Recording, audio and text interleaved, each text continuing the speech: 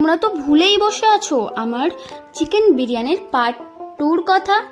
চলো চলে এলাম। এই দেখো মায়ের তো কষা মাংস তৈরি, আর মা হাঁড়িতে জল বসিয়ে দিয়েছে, আর সাথে এলাচ লবঙ্গ তেজপাতা দিয়ে দিয়েছে। জল গরম হয়ে যেতেই ভেজানো চালটা দিয়ে দিল। তারপর আর কি ভাত হওয়ার সাথে সাথেই লেয়ার করে নিল বিরিয়ানির, যেমনটা হয় আর কি। ভাত দেয়া, তারপর বেরেস্তা, বিরিয়ানি মশলা, ঘি, গোলাপ জল, আতর জল দিয়ে মাংসগুলো খুব সুন্দরভাবে সাজিয়ে নিল। তারপর আর কি দমে বসিয়ে দিল।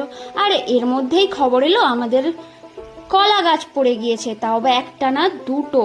একটা তো পরিপক্ক হয়েছে, দেখো কত সুন্দরভাবে পেকে গিয়েছে, গাছেই পেকেছে কলাটি, কিন্তু আর খুবই কচি। আর যেগুলো পেকে গিয়েছে ওইগুলোই বাবা ছাড়িয়ে সুন্দরভাবে রেখে দিচ্ছিল। আর বাবার সাথে খুনসুটি করছি, দেখো বাবাকে খেয়ে রিভিউ দিতে বলতে বাবা কি বলছে, কি মিষ্টি। আর যেহেতু এত কলা আমরা একসাথে খেতে পারবো না, তাই কিছু কলা বিক্রিও করে দিচ্ছি। এই দেখো এই কলাটার কি যে হবে। এই কলার গল্প ছেড়ে চলো বিরিয়ানিতে ফিরে আসি।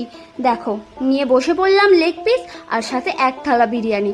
দেখছো কতটা ঝুরঝুরে আর কতটা সুন্দর হয়েছে, খেতেও কিন্তু মারাত্মক ছিল। আর বিরিয়ানির সাথে এক টুকরো পেঁয়াজ না হলে চলে। চলো আমি খেয়ে নিয়ে দেখা হবে অন্য কোনো ব্লগে। টাটা, সবাই ভালো থাকবেন।